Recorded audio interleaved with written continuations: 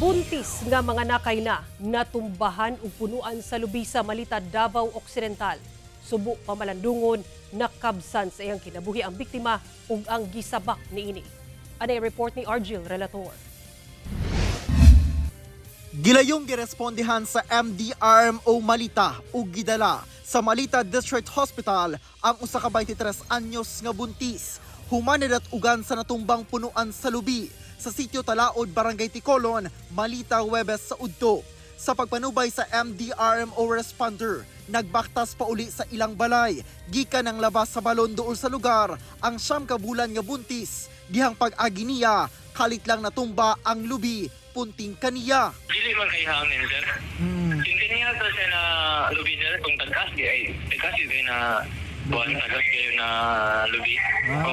Then, kato na kuhan sa area is isa lang sa isa ka kuhanan dito, sir. Isa ka punuan, sir.